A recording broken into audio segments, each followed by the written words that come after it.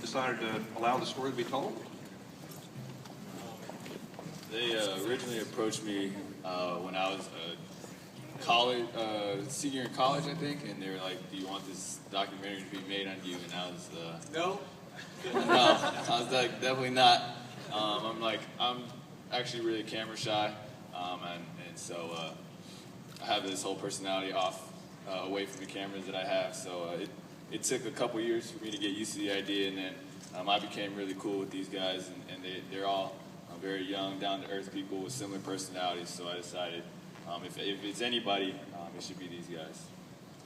And Evan, will you tell us a little bit about why you sought out Jeremy, and as a filmmaker, what attracted you to this story? Sure. I mean, when I first heard about him, he was at Harvard, and he was, making a lot of waves there. He was breaking some records, winning a lot of games. But one of the biggest things was he was dunking. He was dunking in the games. And to me, that was pretty awesome. But he was just I could identify with him on a lot of levels. I'm from the Bay Area, and I had the same sort of Asian American upbringings and dreams that he had, and I thought this was a good story to tell at that point. We also want to open this up to the audience for questions. We have 2 mics back here at the corners if you guys want to come down. I guess, too, what an incredible third act. I mean, you've been working with Jeremy for several years, and suddenly he just explodes. Tell me what that was like as a filmmaker. Yeah, absolutely. I mean, as a documentary filmmaker, you hope for something like this. You dream of something like this. You want to turn, and you're there before and after that moment happened. And yeah, I mean, for us, it was pretty crazy. And to be there before and to be there after, and I have to say, this guy is the same guy. I met 4 years ago, same guy before and after all that. So. And Jeremy, you're pretty open in the film about your faith. Was it important that your faith come across in this? Yeah, I think through the whole Linsanity thing, everyone got to write and a lot of things about me and tell my story. But this film, I want to make sure I told it through my own eyes. And faith is everything to me, and it's a huge reason for everything that I do. And so we wanted to make sure that we definitely shared it through the story, because it really is what got me through the toughest of tough times. And so I'm just thankful for that, and I'm thankful that I can share with everybody. Okay. Well, let's start back here. Yeah, thank you. My first question, you were kind of going into it, but I was just wondering, is there anything, after you've seen this film so many times, is there anything about your faith? You talked about ego near the beginning of the film. Is there anything about your faith that you wish the world would have seen that maybe wasn't fully portrayed, but you wanted to explain some more?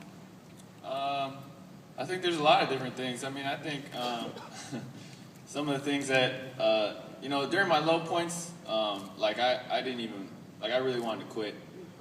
I didn't even want to get in the game. Like, I was hoping that the coach wouldn't even put me in the game. Like, that's how nervous and scared I was to go in, because I felt like if I go in and mess up, like that could be it for me. They could just cut me. And so just for a year and a half, I hated game days. I didn't want us to have any games. I didn't ever want to touch the floor because I was so afraid of doing something wrong, and I just had no confidence. And so just emphasizing that fact. And obviously you don't get to go through all the details in a film, but that's probably one of the tougher parts that we didn't get a chance to convey as much. And obviously, he didn't really want us to film during those times. Like, when I was going through the airport on my way to Houston, like, I almost punched Alan in the face because he was like, "We gotta film." I'm like, "Dude, I'm not filming right now. I just got cut. I'm not filming." But they dragged me through it, man, and now it's like the best footage, like, ever that we, like, for us, for the film-wise, like, talking right after I got picked up by the Knicks and things like that. They literally had to drag me to do it because I was like, "Dude, go away, all you guys go away, forget the documentary, I don't want to talk to you guys." But it turned out to be okay. Yes, sir. Hey, Jeremy, I'm from New Jersey. I actually just moved down here 6 months ago. So I experienced Linsanity firsthand, man. Huge Knicks fan. Linsanity was you as a Knick. Do you miss the Knicks, that whole Linsanity New York marriage you had? Which was awesome. Come back. The one thing that I'll always remember for sure and cherish is the fan support. And, you know, we got to see it there. That was the craziest thing like I've ever experienced by far. And I really do miss the fans and playing at Madison Square Garden and playing in front of those guys every night. But, you know, also I'm very, very happy in Houston. It's a different chapter in my life. And, you know, the big city and the glitz and the glamour and the lights, that took its toll on me. And it's tough to play in that environment. And so for me, I think personality-wise, I'm a lot better suited in Houston. And I'm very thankful for what we're doing. And I'm excited about our team. And is that why you left? Just out of curiosity, just the glitz and glamour? There's a whole backstory to how all that That's happened. another documentary. Yeah, that's Linsanity Part 2 coming out in a few years. Yes, sir. Hold you to that. Oh, by the way, the Rockets beat the Knicks 94. Elijah won. Jeremy, so how's the pressure now being the starting point guard of the Rockets? And I know you currently are in a playoff hunt, trying to move up, you know, to avoid this 8th and 7th seed. Yeah, it's definitely it's different. I kind of underestimated how hard it is to be consistent and to be able to play every single night and take everyone's best shot.